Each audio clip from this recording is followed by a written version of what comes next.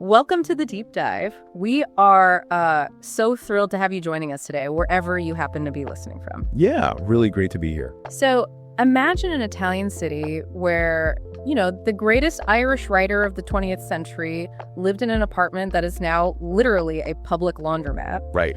A city where locals happily line up to pay like €1 to sunbathe on a beach divided straight down the middle by a massive concrete wall. Which is still wild to think about. It is. And where the ghost of the Austro-Hungarian Empire serves you a pork buffet for €3.50. Yeah, it's definitely not your typical tourist destination. No, not at all. Today, we're putting away those standard postcard images of ancient Rome or, Renaissance Florence. We're looking at a pretty fascinating stack of local travel guides, literary walking routes, museum archives, and cultural overviews. All of which are focused on Trieste. Exactly. The mesmerizing, deeply contradictory city of Trieste. It's a place that completely defies easy categorization. I mean, Trieste isn't just a picturesque tourist stop where you snap a few photos, eat some pasta, and leave. Right. It really functions as a three-dimensional text. It demands to be read closely if you want to understand how shifting geography, clashing empires, and changing borders physically forge a unique culture. Totally. And our mission today is to equip you with an absolute insider's understanding of this border city. We're going to decode how this specific place where Italian, Slavic, and Austro-Hungarian cultures collide on the edge of the Adriatic Sea became this incredible historic crucible. For art, literature, everything. Exactly. And for some of the most beautifully eccentric local quirks you will ever hear about. But before we get into the brilliant, struggling writers who walk these streets, we have to talk about the empire that built the streets and the sea that connects them to the world. Right, because you truly cannot separate Trieste from the Habsburg Empire or the Adriatic. I mean, they are the twin engines of this city's identity. To understand why, you have to look at the geopolitical reality of the 19th century. Okay, lay it out for us. Well, the Austro-Hungarian Empire was this massive, sprawling European superpower, but it was largely landlocked. It desperately needed lungs. It needed a gateway. Exactly, a gateway to the world's oceans. So Trieste wasn't just a town to them. It was their vital maritime artery. It was their New York, basically, their primary commercial seaport. Okay, let's unpack this, because knowing that context totally changes how you look at a place like Miramar Castle. Oh, absolutely. Which was built in the mid-19th century by Archduke Ferdinand Maximilian of Habsburg for his wife, Charlotte of Belgium. It is like the ultimate imperial flex. That's a good way to put it. Right. And he didn't just build it somewhere convenient. He built it on this barren, rocky promontory jutting violently out into the sea. Yeah, and legend always tries to soften this by saying, he took shelter from a storm there and romantically fell in love with the star. But building a majestic castle on a barren rock requires an immense exertion of imperial will.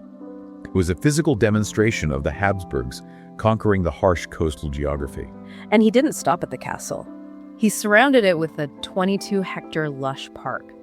The sources note that because the Archduke was an admiral of the Austrian Navy, he used his naval expeditions around the world to collect diverse botanical species to plant there. Right, he brought the world back to his garden. But what I find so fascinating is what happened later. So in the 1930s, the Duke of Aosta moves in and decides to, modernize. Yeah, as far as great. It's like a 1930s MTV Cribs episode. He just casually installs a telephone line, a radiator heating system, and an elevator right into this Habsburg palace.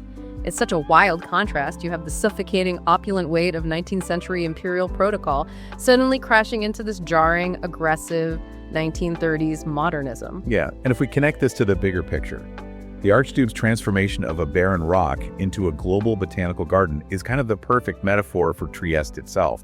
Well, by bringing seeds from across the globe to this one Italian cliffside, it proves that the sea was never a barrier for this city. It was its primary bridge. The naval tradition wasn't just about military might. It was commercial. Exactly. It was the literal mechanism for bringing the globe, its plants, its people, its wealth back to Trieste.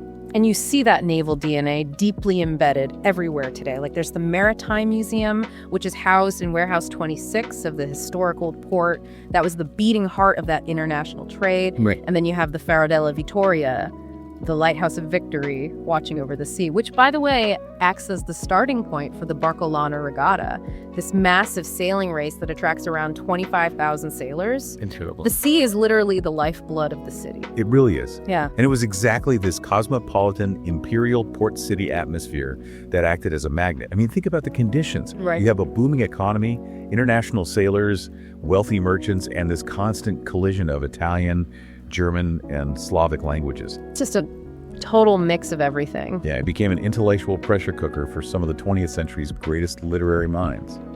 It provided incredibly fertile ground for writers to observe the modern human condition. Which brings us to James Joyce. Yeah. He lived in Trieste for 11 years, famously calling it his second country. But he wasn't, like, living in an ivory tower rubbing shoulders with Habsburg dukes. Far from it. Right. To fund his writing, specifically his mornings writing Dubliners, he was teaching English using the Berlitz method. I'm actually a bit stuck on this detail, though.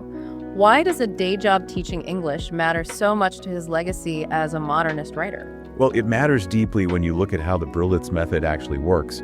It is a strictly immersive language teaching technique. So no translating. Exactly. You don't use translation. You use objects, gestures, and direct association. So for Joyce, a writer who was already obsessed with breaking down the traditional structures of the English language, spending hours every day manually deconstructing English for non-native speakers was like working in a linguistic laboratory. Oh, wow. I hadn't thought about it like that. Yeah, he was forced to see language as a mechanical tool, stripped of its conventional baggage. And that heavily informed his revolutionary stream of consciousness writing style later on. Here's where it gets really interesting to me, because the irony of modern literary tourism is completely wild. People flock to these historic, beautiful cafes in Trieste to feel close to the genius of Joyce. Naturally. They want the romantic, sepia-toned version of history. But according to the walking guides in our stack, his actual first flat at the Obermonte 4, it is now a public laundromat. A literal laundromat. Yeah. Isn't it wild how we romanticize these geniuses? But back then, Joyce was just a struggling English teacher taking morning swims at the Via Carducci baths, trying to make rent and desperately avoiding his creditors. It perfectly illustrates the tension between curated memory and a living, breathing city, though. Trieste doesn't freeze its history in amber just for tourists.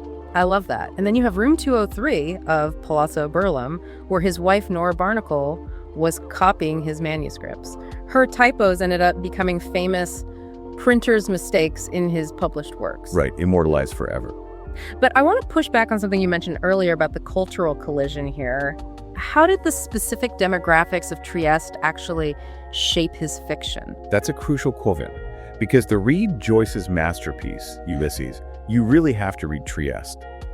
Consider the city's thriving Jewish merchant class at the time. Okay. They were an incredibly unique demographic. They were politically loyal to the Austrian emperor, they were culturally Italian, they often spoke German for business, and they lived in a predominantly Catholic region. That's a lot of plates to spin. It is. They were the ultimate insiders who were simultaneously permanent outsiders. And Joyce observed this specific psychological state of belonging everywhere and nowhere at the same time.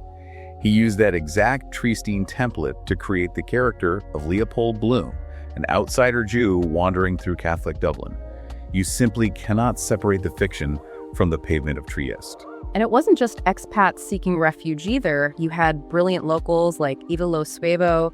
He was a businessman who eventually turned into a writer, and his inspiration came directly from his day job at a local industrial tobacco factory. Which is now the University of Trieste's economics faculty, by the way. Wait, really? Yeah, just another layer of the city constantly being repurposed for a new era. That's amazing. Svevo and Joyce actually exchanged language lessons at the Café Stella Polare.